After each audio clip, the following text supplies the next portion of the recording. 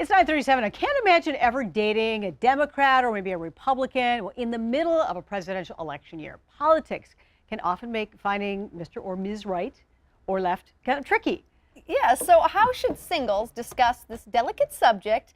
And can dating someone on the other side of the aisle actually work? Local professional matchmaker Stephanie Kluver from It's Just Lunch is here sharing some tips on the politics of dating, the actual politics. We love this idea. I know. I think this is such an interesting topic, and obviously given the nature of the country right now, basically everybody's talking about it. So how important is it, or is it, that your views align with a significant other? You know, it depends on how politically charged you are. If you're a very political person and you're walking into the dating world and saying, hey, you know, I'm going to be talking about my politics all the time, then tell your matchmaker, put it on your profile and make it something that you're really clear about. But for the most part, everything else should come first. You know, see what you have in common. A recent study said that members of the same political party find each other more attractive. So keep that in mind as you are dating and talking about what you're into. Sure. I think that's really good to hear, because at first I thought, well, it makes sense that if you are somebody who loves to talk politics and you're passionate about it, that you put it out there, because then you might be up for disappointment. Maybe you meet somebody and you really like that person, and all of a sudden, you know, you put the brakes on because your politics don't align, and that is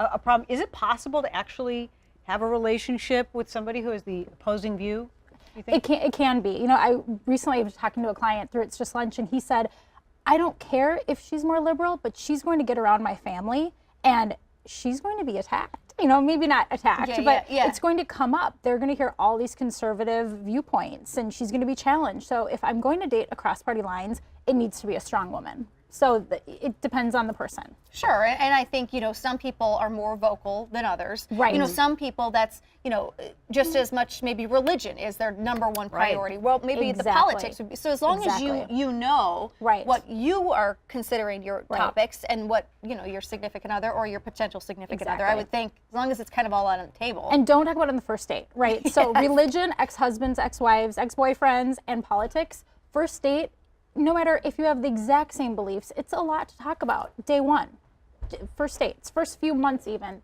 that comes across really strongly. Yeah.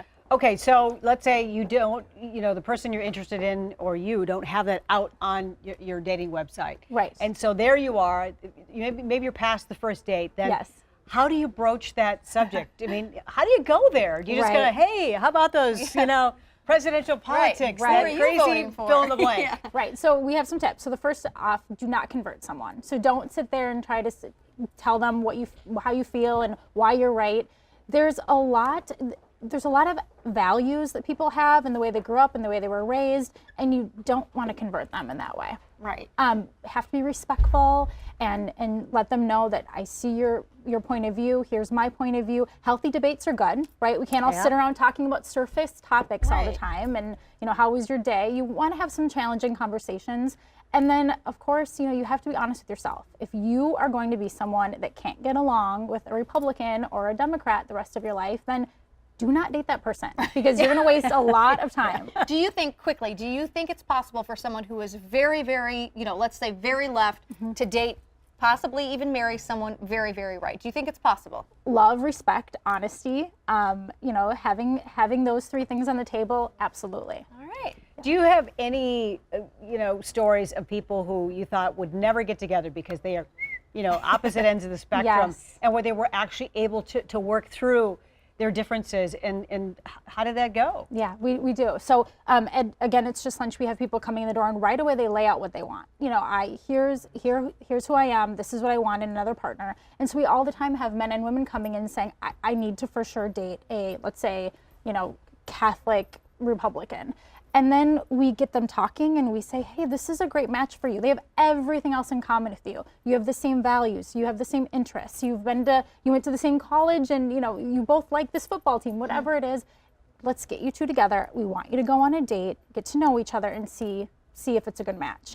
And of course, chemistry is chemistry. They sit in front of each other. We hear the next day, this might work. I might be able to shift a little bit on a few things. A lot of people are, you know, fiscally conservative and socially liberal. So you just have to have the conversation. Sure. A lot of landmines out Interesting there stuff. in the dating world, aren't there? Sure. All right, Stephanie Kluver, always nice to have you here. Nice to Great talk to you. discussion from It's Just Lunch.